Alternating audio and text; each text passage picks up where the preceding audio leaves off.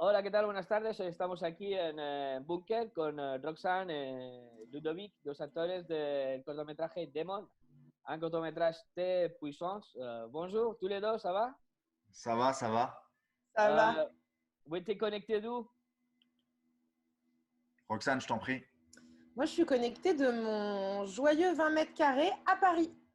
D'accord, ok. C'est pas mal, c'est bien. Et Ludovic? Moi, je suis en direct de Taninges, un petit village en Haute-Savoie, en France. Voilà. D'accord, pas mal, pas mal. Ouais, pas mal. Un peu plus grand que nous, parce que moi je suis à Bordeaux, mais c'est petit aussi. Hein? Ouais, un peu plus grand, ouais. Mais c'est pas à moi, donc. D'accord, ok. Non. Bon, on va parler de vous aujourd'hui, on va parler de votre court-métrage, Demon, que vous avez réalisé, comme vous pouvez aller voir sur YouTube, sur la chaîne de Franck Victor, c'est le réalisateur.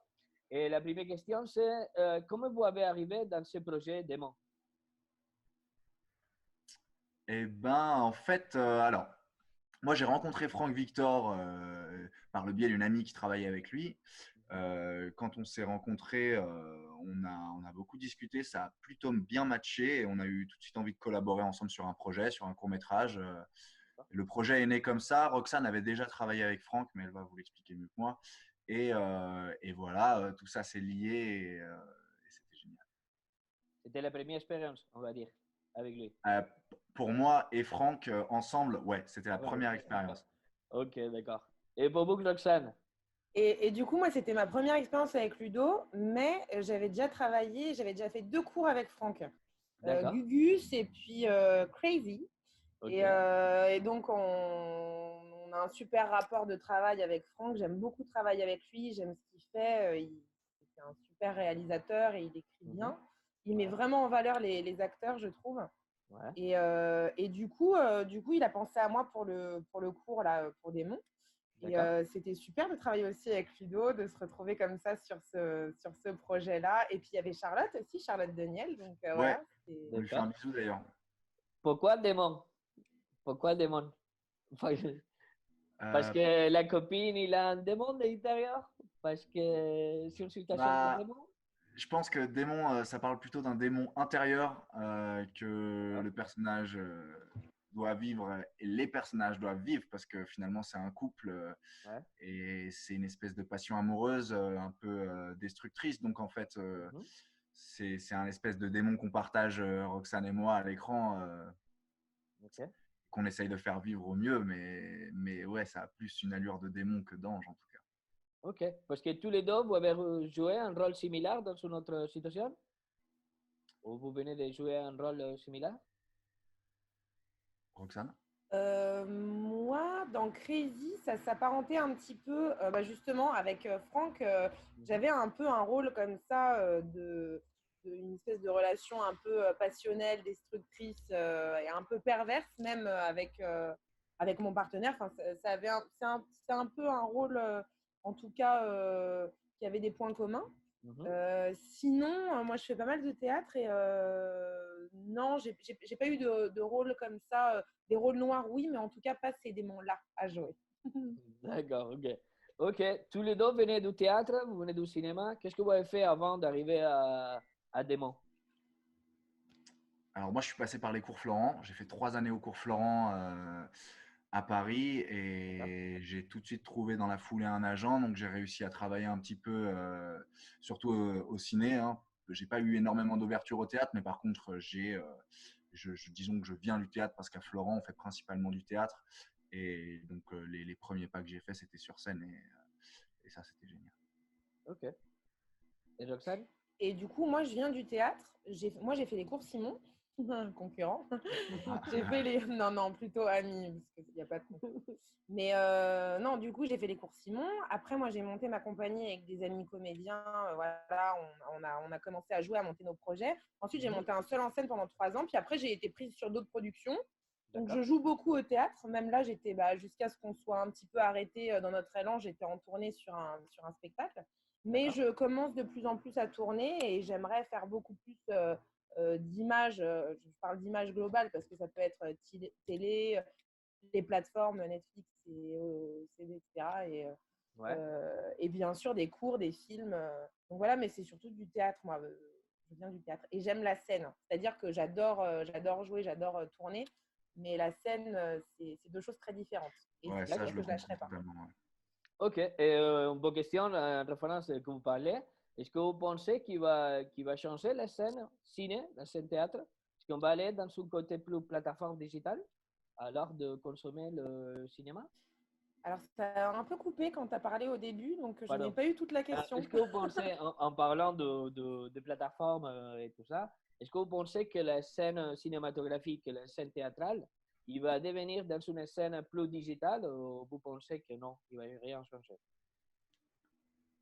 Moi, je pense qu'on y est déjà plus ou moins partout, en fait, surtout en périphérie. Je pense que dans les grandes villes, on a plus accès à la scène et que ça, c'est un atout.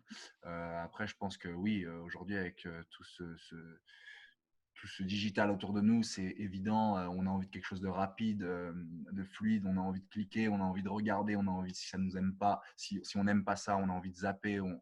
Enfin, voilà, je pense que la scène, elle sera toujours là, mais disons, petit à petit, je pense qu'on va vers une scène pour les puristes, c'est-à-dire même les concerts, les choses comme ça. C'est des gens qui aiment voir la scène et qui adorent ça, ou alors qui la connaissent aussi. Mais je pense qu'elle aura toujours sa place, même si ouais, les plateformes en prennent beaucoup aujourd'hui, c'est clair. D'accord, parce que ça, c'est aussi une question en passant de connaître dans une phase de déconfinement. J'imagine Alors, moi, je ne suis que… pas trop Non. d'accord avec ça. Je pense D'accord. qu'effectivement, les plateformes, elles ont une grande, grande place maintenant, c'est sûr, et elles en prennent de plus en plus. D'ailleurs, c'est vrai que là, tout ce qui est, on parle bien sûr de Netflix, hein, surtout pendant le confinement, on était tous soit Netflix, soit Amazon, YouTube. Amazon Prime, etc., Ouais, ouais. YouTube. C'est vrai qu'il y a le côté très instantané, comme dit Ludo, de la vidéo, mais la scène, le théâtre, bon là en ce moment, clairement, on ne peut pas être sur scène. Mais la scène se réinvente toujours et sera toujours en train de se réinventer. Enfin, je veux dire, le théâtre, c'est Ah, la c'est chose la plus magique. vieille du monde. On peut Ouais, jouer ouais, avec ouais. une bougie, une chaise, il suffit juste d'avoir un public. Même sans bougie, en fait, on peut jouer dans le noir, en fait. La scène sera toujours là, que ce soit une scène, un zénith ou une toute petite scène. Donc non, je pense que pour le coup, le théâtre sera toujours là. Il sera toujours en train de… Il faudra le réinventer, il faut le réinventer. Et on le réinvente d'ailleurs, hein, c'est en cours. Ça a toujours été le cas. D'ailleurs, il y a de la vidéo dans le théâtre, hein. Il y a beaucoup de gens qui utilisent la vidéo Ouais. maintenant.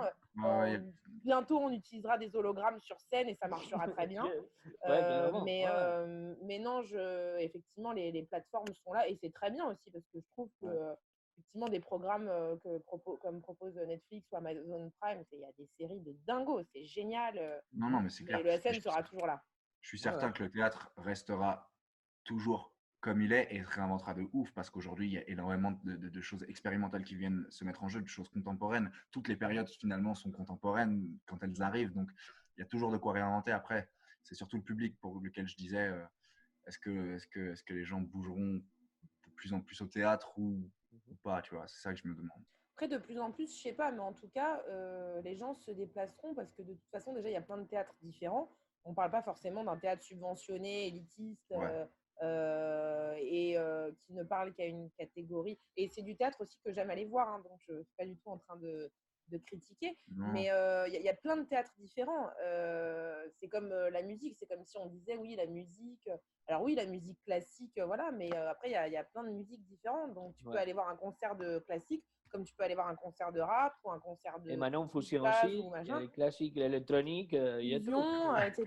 Oui, Au oui, c'est ça. final, tu peux très bien C'est aller qu'il y a voir des plein de nouvelles concerts vagues qui d'électro. émergent. Du coup, Ouais, c'est clair, c'est pas clair. vraiment prévoir. Je crois que le théâtre, c'est un peu pareil et le théâtre fera toujours déplacer les gens. Après, il y a des théâtres qui font plus ou moins déplacer de personnes et de catégories de personnes, ça c'est sûr. C'est ça. D'accord, ok.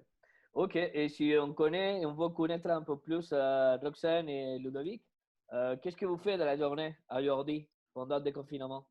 On continue En à confinement répéter? ou, enfin, je veux dire dans cette période-là ou en vrai, Maintenant, dans la in real life? Vas-y Ludo, hein, je t'en prie. Moi, alors, ce que je fais maintenant, c'est ça que vous voulez dire? Oui, qu'est-ce que vous faites maintenant? Qu'est-ce que vous faites demain matin quand vous vous réveillez? Qu'est-ce que vous faites pendant le Euh, déconfinement? eh ben, disons que c'est pas que ça change pas énormément, mais D'accord.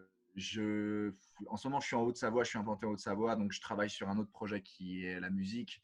Donc, je suis en train de développer ce côté-là. Je travaille sur un EP musical dans un style rock alternatif. Donc, voilà, aujourd'hui, je passe mes journées à faire de la guitare, à travailler mes chansons.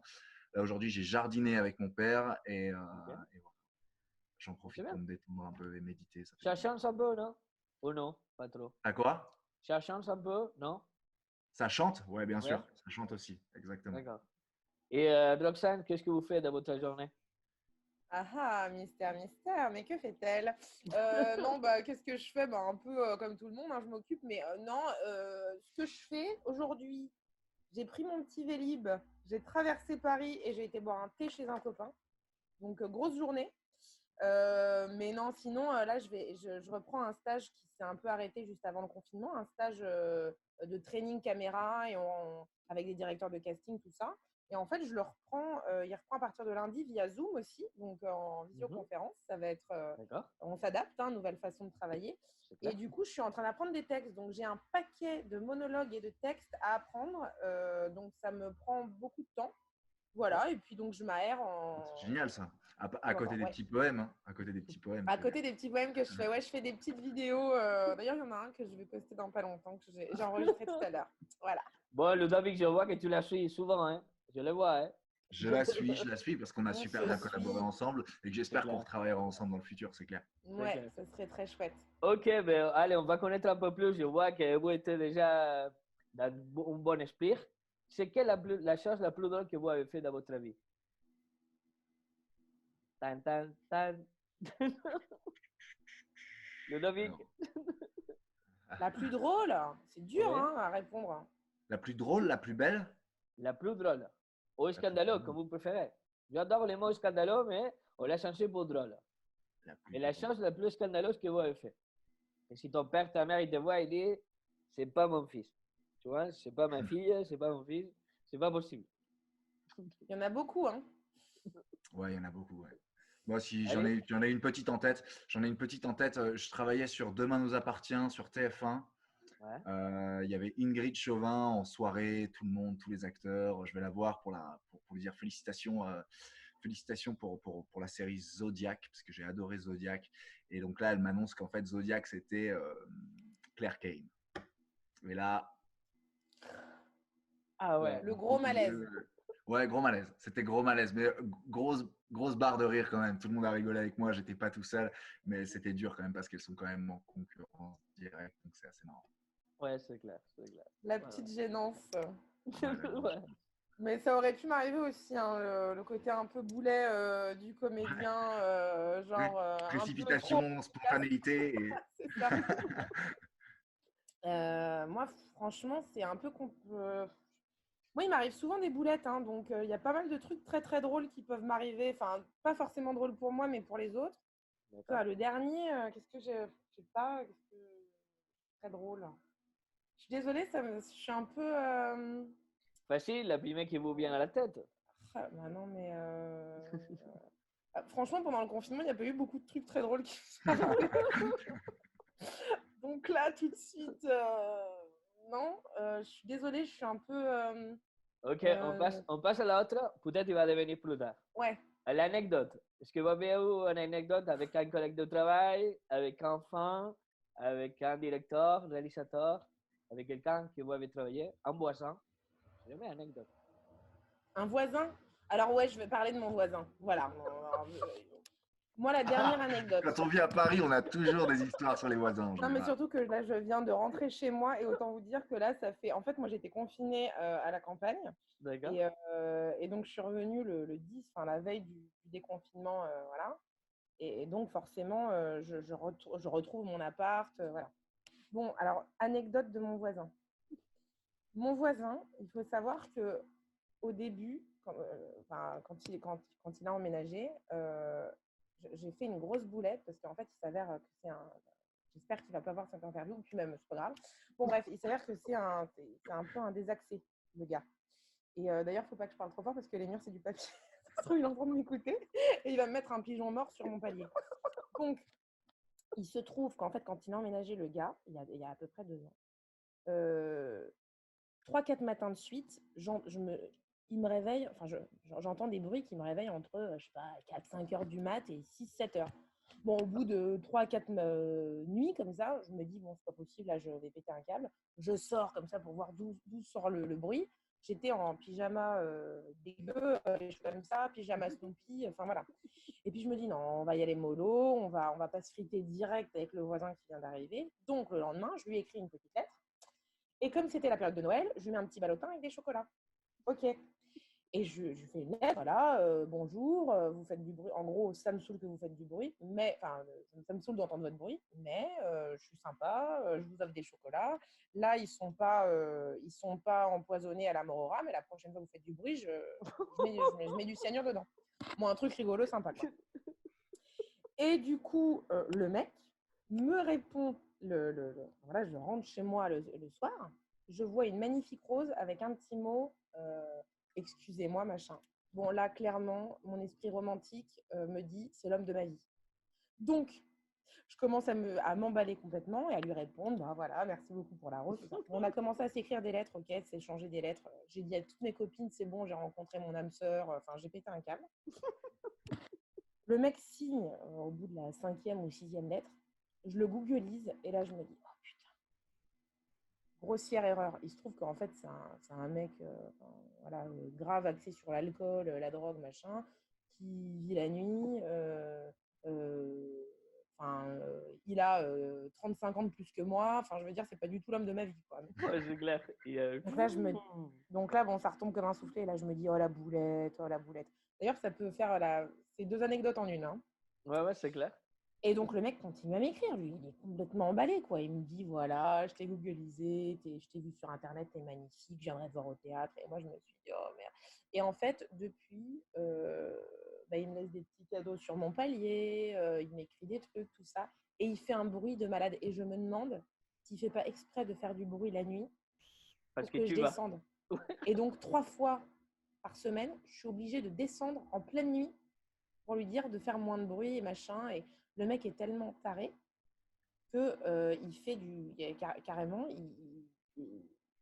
juste avant le confinement, en l'espace de la même semaine, hein, il s'est enfermé à l'extérieur de chez lui en oubliant ses clés à l'intérieur à 4 heures du matin. Oh. Donc, première nuit, je me retrouve réveillée avec la perceuse, un serrurier en fait qui vient. Donc, je pète un câble, je me dis putain, le mec. 2 jours après, il recommence. Donc voilà. Donc, anecdote voisin, c'est fait. C'est sympa pareil, hein. Moi, ça m'est déjà arrivé de m'enfermer dehors. Oui, non, mais moi aussi, mais 2 fois de suite. Ouais, dans la même semaine. Surtout qu'un serrurier, c'est pas donné. Donc voilà, la dernière boulette que j'ai faite, la grosse anecdote, c'est ça. C'est ne vous emballez pas trop vite avec un admirateur secret, quoi. Googlisez-le d'abord. Ouais, c'est clair. Ok. Bon, et une des questions aussi, en revenant au court-métrage, pourquoi il faut aller boire des mondes? Pourquoi vous pensez que c'est bien d'aller boire des mondes? Ludo? Il faut aller voir Démon parce que... On est excellent, on est exceptionnel, déjà, de base. Non, il faut aller voir Démon parce qu'on essaye de retranscrire au mieux ce que c'est qu'une relation complètement... toxique? Ouais, mauvaise, quoi, malsaine. Ouais. Même si on a de l'amour l'un pour l'autre, c'était assez compliqué à gérer. C'est des émotions qui sont très compliquées à gérer. Et je pense qu'on se reconnaît tous là-dedans, en fait. Ouais. Et Démon, il est super bien monté parce que voilà, on a ce début avec Charlotte où on imagine quelque chose et on finit par comprendre d'autres choses. Donc c'est un petit court-métrage et c'est très court et en fait il se passe pas mal de choses. On est un peu tiraillé, on a du mal à s'attacher à un personnage et tout de suite on a envie de s'attacher à l'autre et voilà. Et je pense que je suis très très content de ce film en tout cas et de ce que Franck y a mis là-dedans aussi à la réalisation, c'est vraiment génial, moi je trouve. C'est bien, c'est vraiment bien. Et Roxane?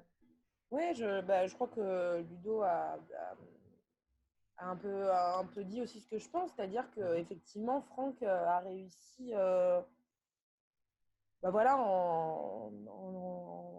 dans ce cours-là à faire se dégager chacun, on a un peu cette part d'ombre. En fait, on peut très vite vriller. On tombe amoureux et si la personne en face n'est pas, enfin, s'il n'y a pas d'équilibre, enfin, ça peut très vite tomber dans quelque chose de très toxique. Même si la personne, au final, n'est pas quelqu'un de toxique de base, ça peut vite se transformer en quelque chose qui nous fait du mal, qui nous fait souffrir. En fait, on se transforme hein, quand on aime et que la personne en face et que notre amour n'est pas partagé. Enfin, moi, j'ai déjà vécu une relation comme ça qui m'a fait du mal et j'ai dû faire du mal à l'autre aussi. C'est qu'en fait, on s'aime, mais c'est pas vraiment de l'amour, c'est une espèce de passion en fait. Parce que l'amour, en fait, c'est pas du tout toxique. Hein, c'est un On peut équilibre. parler En fait, aussi du moment que d'obsession. On peut parler voilà, d'obsession. Il a un peu dit là, c'est de l'obsession. Ça tire du fantasme, en fait, de ce qu'on perçoit. Et en fait, on peut tous vriller là-dedans. N'importe quelle personne, même quelqu'un de très stable, voilà. Ouais. Et dans ce cours-là, c'est ça en fait. C'est un peu la limite. C'est le côté où c'est le danger est pas très loin. C'est ça qui est assez fou, quoi, dans des sentiments d'amour qui sont à la base purs et qu'on finit par découvrir que c'est quelque chose qui nous ronge de l'intérieur et qui ronge la personne et c'est de la dépendance à quelqu'un. On ne se considère plus sans l'autre et en fait, c'est de la amène dépendance. ce genre de situation, exactement. Et puis c'est des projections qu'on se fait. C'est-à-dire que c'est pas la réalité. On pense aimer et en fait, c'est pas de l'amour, c'est de la destruction. On détruit l'autre, on se détruit soi-même. Et voilà, là, c'est montrer cette passion.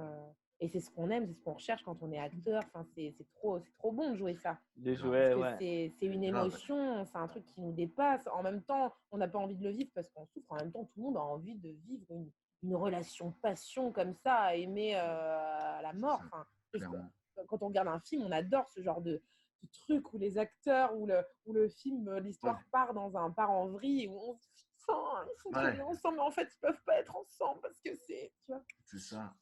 C'est ça. Et puis, il y a tout ce décor aussi qu'on y a planté, c'est-à-dire ce décor de loge de concert. On imagine que voilà, c'est un chanteur qui vient de sortir de sa loge, qui est dans une première partie. On entend une musique derrière qui va magnifiquement bien avec ce court-métrage. Le plan de Franck Victor, les plans de Franck Victor qui sont dans quelque chose d'assez intimiste, comme si on voyait, mais on voyait pas tout, comme si on était spectateur d'une scène qu'on ne devrait pas voir. Et ça, c'est beau. Du coup, c'est ça qui nous accroche, quoi. On a encore plus envie de découvrir cette petite histoire qui nous parle finalement, mais voilà. Et d'ailleurs, là où Franck a été très fort, c'est vrai qu'on a tourné dans des loges de théâtre, mais des petites loges. Et en fait, il a réussi à… C'est très difficile de tourner avec autant de miroirs autour. C'était le bordel d'une loge parce que y a les spectacles qui se jouaient le soir. Et donc, il y avait tous les décors, les costumes et tout. Et en fait, Franck a hyper bien géré l'espace, quoi. Et on a tourné au Théâtre Galabru. On leur fait un coucou aussi parce qu'ils ont été super de nous laisser le théâtre pour tourner. Et c'est un super théâtre. Voilà, c'est à Montmartre. Donc, n'hésitez pas à aller y faire un tour dès que ça sera déconfiné pour les théâtres aussi. Ok. Et pour faire un mot pour Charlotte. J'en profite, Pardon? excusez-moi, j'en profite pour faire un petit mot pour Charlotte aussi, qui a amené quand même pas mal dans ce film aussi, qui est tout ce début, sans elle, il n'y aurait pas cette espèce de tension qui monte, et avec qui c'était vraiment génial de tourner. Voilà. Ok. Mais on lui fait les bonjours à Charlotte alors. On lui fait un coucou, Charlotte de Miel. Voilà. Et ok, est-ce que vous avez des projets dans ce futur, en court temps, dans longtemps, que vous avez des projets que vous travaillez dessus? Avec Franck, moi déjà, j'ai un projet de court-métrage avec Franck et puis Michel Lévian, Pablo Gallero et… j'ai un trou. Bref, j'ai un trou, excusez-moi. Mais ça s'appelle Un cœur de jeune fille. Et donc, on devait tourner là en mars-avril. Et ça ne se fera pas tout de suite. Donc là, il y a un projet de court déjà. Et moi, j'étais en tournée, j'étais en duo avec Titoff. C'était mis en scène par Patrick Timsit. On venait de finir à la Gaîté Montparnasse et on était en tournée. Et là, du coup, la tournée, les dernières dates de tournée sont annulées. Donc avis au directeur de théâtre, au metteur en scène, au réal, je suis disponible. Voilà. Ok, parfait. Et Ludovic, tu avais dit que tu étais maintenant sur la musique. Tu as un projet musical qui va sortir bientôt? Ouais, sûrement début 2021, un EP, donc un 5 titres, 6 titres de rock alternatif chanté en anglais, composé par moi. Et voilà, j'ai d'autres petits projets qui arrivent. Je tourne dans le clip d'un petit groupe de musique d'ailleurs qui commence à monter, qui s'appelle les Bears Tower. Qui ont joué au MoMA à Paris d'ailleurs. Et voilà, et je travaille en collaboration sur cette EP musicale avec Séraphin, celui qui a composé la musique pour Démon. D'accord, ok. Voilà. Ok, mais parfait. Et les derniers détails pour les personnes qui nous voient. C'est ça, j'ai le nom, pardon, je te coupe, mais c'est Geneviève Casil, la comédienne avec qui on doit tourner. Pardon Geneviève. Super comédienne. C'est bien, tu vois, on est arrivé. Et pour vous suivre, pour les personnes qui vous découvrent, il faut aller où pour suivre votre travail? Même dans le théâtre, dans la musique, dans le cinéma. On peut suivre un compte Instagram, un compte Facebook? Bien sûr. Ouais. Bien sûr. Moi, je bosse beaucoup avec Instagram. Je ne sais pas, Roxane, mais je bosse beaucoup avec Instagram. Je ne suis pas encore très Twitter. J'ai Facebook, j'ai Instagram. Après, l'EP musical sortira sur les plateformes Spotify, Deezer, Apple Music. Hein. Le reste, c'est beaucoup Instagram. Je poste toutes mes actualités sur Instagram. Ok, parfait. Ludovic Charles. On sait jamais. Roxane, pareil? Bah moi aussi, pareil, je suis sur Instagram beaucoup, donc c'est Roxane Turmel. Facebook, mais je mets pas beaucoup de trucs publics au final. Enfin, voilà. Donc Instagram, c'est Roxane Turmel. Et sinon, j'ai un site internet quand même que je mets à jour assez régulièrement, www.roxaneturmel.com. Tout bête, voilà. Donc, ok, parfait. Bon, dernier message avant qu'on coupe la connexion. Vous avez un message à passer à la personne qui vous voit, la personne qui cherche un emploi comme les vôtres. Personne qui peut-être il réfléchit des tracteurs comme vous, être dans son projet musical. Est-ce que vous avez des mots à passer? Vous qui êtes déjà personne qui vous êtes dedans, pour les personnes qui arrivent. Le conseil, c'est ça que tu demandes? Ouais. Moi, je dirais surtout foncez et ne réfléchissez pas trop. Parce que ça a été un problème que j'ai rencontré énormément, que d'ailleurs j'ai beaucoup travaillé avec Franck Victor. On a beaucoup travaillé pour ça et sur ce film avec Roxane d'ailleurs. Il m'a fait faire beaucoup de méditation et ça fait beaucoup de bien. Donc je pense qu'il faut lâcher prise et faire les choses sans réfléchir aux conséquences. Ou voilà, vous connaissez, vous savez ce que vous avez envie de faire, et ben faites-le. Levez-vous et mettez-vous dessus. Voilà, parfait. C'est parfait. Roxane? Et moi, je dirais oser. Oser, Joséphine. Non, mais en vrai, il faut oser. C'est compliqué, c'est dur parce que on est bourré de peur. Et en plus, quand on fait ce métier, c'est décuplé nos peurs. C'est très bête hein, parce qu'en fait, on se met pas en danger vraiment. Hein. On met juste notre personne en danger. Mais on se met pas en danger. Il y a pas de... Et en fait, on a plein de peurs et le fait d'oser, c'est ça qui... Enfin voilà, moi je pense que c'est d'oser. Voilà. Vrai, t'as raison. Et s'accrocher, surtout en ce moment. Il faut y aller. Hein. Faut vraiment s'accrocher. C'est clair, il faut aller. Bon, en tout cas, merci Ludovic, merci Roxane. Maintenant, on va laisser les personnes suivre votre bande-annonce pour votre court-métrage. Et on va inviter tout le monde à aller visiter Démon et vivre ces émotions que j'ai fait quand je l'ai découvert. Et je vous souhaite le meilleur pour l'avenir et j'espère qu'on se voit bientôt. Et bah pareil. Merci, c'est gentil. On vous souhaite aussi le meilleur. Et puis courage du coup à ceux qui veulent s'accrocher et oser. Allez, bon courage et à bientôt. Bonne soirée. Bonne soirée. Bonne soirée. Ciao.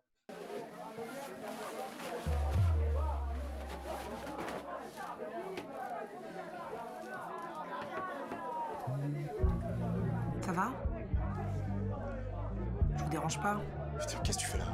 Bah, je vais voir mon homme après son concert. Tout simplement. Bah, moi, je vais vous laisser. Non, tu vas aller nulle part. On va avoir une petite conversation. Pardon? Bah non, ça me regarde pas vos histoires en fait. Tu vas la laisser partir. Toi, tu me touches pas, espèce de porc! Calme-toi, Valentina, s'il te plaît. Pardon, que moi je me calme? Tu vois.